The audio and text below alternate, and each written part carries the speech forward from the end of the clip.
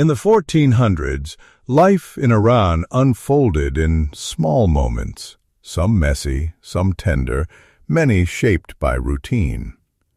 Imagine waking before sunrise, stepping barefoot onto cold mud brick floors. A child pads to a corner where a rough clay jug waits. They tiptoe to the courtyard well in the dim light, balancing the jug carefully. Water from that well pours into basins so everyone can wash before the morning prayer. Washing hands and face begins with cold water. A twig from the arak tree is chewed until it softens, then used to brush teeth. After brushing, the twig is rinsed in a small bowl of salty water. In homes with enough means, soap made from olive oil appears. Each face, each hand, each foot is rinsed clean. On washing days, families carry bowls to a nearby river where garments are beaten and rinsed. Family life centers around the cooking fire. Bread is baked in a clay oven heated by wood or charcoal. A mother shapes flat loaves and sticks them inside the glowing oven. Cheese, yogurt, dried fruit form the morning meal. Conversation drifts. A mother instructs her daughter on kneading dough. A father teaches his son how to hold bread to feel its warmth and know if it's baked. Children run barefoot. They race along mud-walled streets, weaving between goats and chickens. Boys collect water or gather barley bundles in the field. Girls fetch firewood or help clean cooking pots. They hear adult voices, parents speaking about which well ran dry, who borrowed grain at harvest, which neighbor's child will soon attend school. Education starts at home. A child sits beside a mother on a woven rug. The mother shows how to thread a loom and weave simple patterns. In another corner, an older boy copies Quranic verses on a small wooden board. His teacher walks between courtyard and room, quietly guiding his handwriting. The sound of charcoal letters scratching fills the air. Religion features in every moment. Family prayers begin before sunrise, recited in the courtyard or under a low ceiling at home. In cities, mosques open their doors at call to prayer, bringing families together on stone floors. On special days, the faithful visit village shrines. Grandparents tell stories of saints and miracles, passing the faith through memory and song. Attention to clothing reveals values. Clothes are mended repeatedly. When fabric frays, the mother patches sleeves. Dye leftovers are saved to freshen colors. Shawls are re-dyed with saffron, trousers bleed new hues with indigo. Clothes are reused across siblings. Footwear, made of oiled goat leather, is repaired at cobblers. When sandals wear thin, a new sole is sewn on.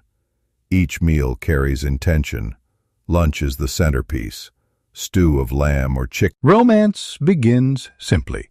Young people meet at celebrations, birth ceremonies or harvest gatherings.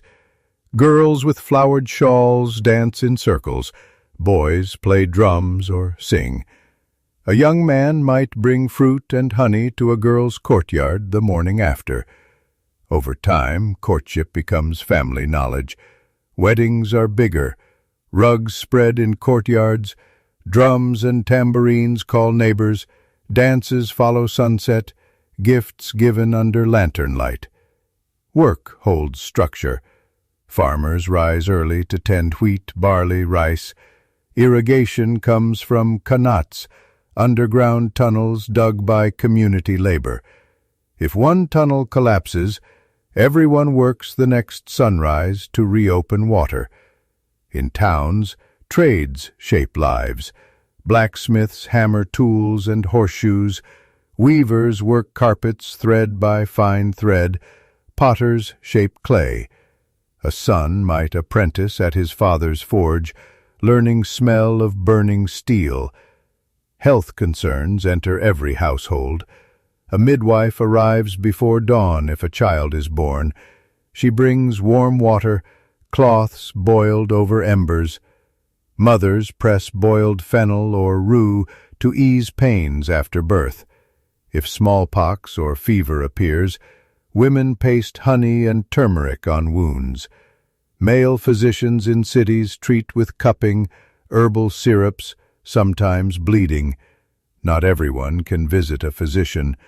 Many rely on memory and prayers about health. Neighbors share burdens. A family up the lane offers a bowl of rice when someone falls ill.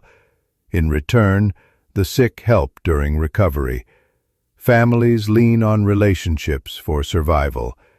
Entertainment arrives when tasks allow. Boys wrestle or race. Girls skip stones or weave patterns in sand with sticks. When the harvest ends, families sit by oil lamp, reciting poetry. Rumi's verses are whispered. Children mimic lines about gardens and stars. Evening light fades. A father washes daily grime from his face. A mother curls children in quilts inside the sleeping room.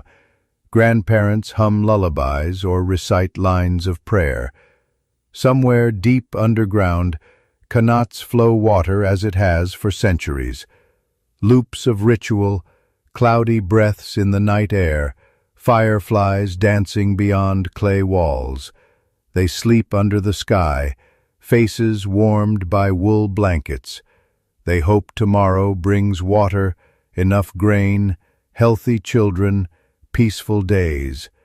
Tomorrow they will rise again, carry water, mend a coat, weave a rug, share bread and prayers, pass on stories and love. Their daily world is fragile. A broken well, a fever, a scorching sun, a caravan raid, each could shatter a life. Yet they remain rooted.